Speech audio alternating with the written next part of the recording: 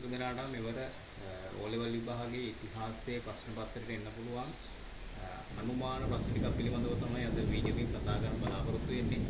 ඒකේ 10 ශ්‍රේණියෙන් ඔයගලන්ට එන්න පුළුවන් පාඩම් පහක් අනුමාන විදිහට මම මේක දාලා තියෙනවා.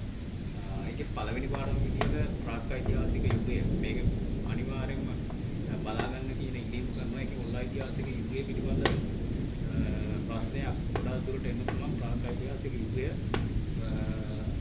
ගොඩාක් දුරට එන්න පුළුවන් පාඩමක් ඉඳ මේක ශේෂ කළාම කියනවා. ඊට පස්සේ පස්වෙනි පාඩම ශ්‍රී ලංකාවේ පැරණි විද්‍යාව හා තාක්ෂණය කියන පාඩමත් මෙවර අනුමානයක් විදිහට මම දාලා තියෙනවා ඔයගලන්ට. ඒක දෙවෙනි පාඩම සහ පස්වෙනි පාඩම කියන පාඩම් දෙකම 10 ශ්‍රේණියෙන් බලා ගන්න කියන දීම කරනවා. ඊළඟට හත්වෙනි පාඩම දෙවෙනි නාගරීකරණය නැත්නම් වීඩි කලාපයේ නගර පිරිහීම කියන පාඩම.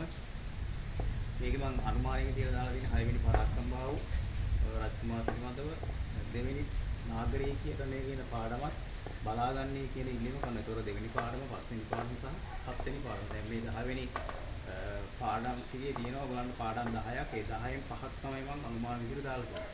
ඊට පස්සේ ඕනගේ අර තුන්වෙනි කොටසට ප්‍රශ්න දෙකක් ලියන්න තියෙනවා. ඒ දෙකෙන් යුරෝපා ඉතිහාසයට සම්බන්ධ ප්‍රශ්න දෙකක් තමයි තියෙන්නේ. මේක එකක් විදිහට තමයි පුනරුදය කියන පාඩම මම දාලා තියෙන එක.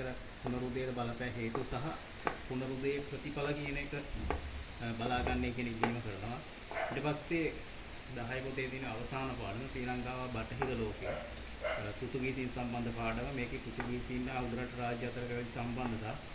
ඒ කියන්නේ අර සටන් හතර පිළිබඳව තමයි මේකේ ඔයගොල්ලෝ ලියන්න ඕනේ. එතකොට 10 වෙනි පාඩම බලාගන්න කියන ඉල්ලීම කරනවා. එතකොට මෙන්න මේ පාඩම් 10න් අනුමාන විදියට මම මෙන්න පාඩම් 5 දාලා තිනවා. මෙන්න මේ පාඩම් 5 පිළිබඳව වැඩි අවධානයක් යොමු කරන්නයි කියන ඉල්ලීම සියලු දෙනාගෙන්ම කරනවා.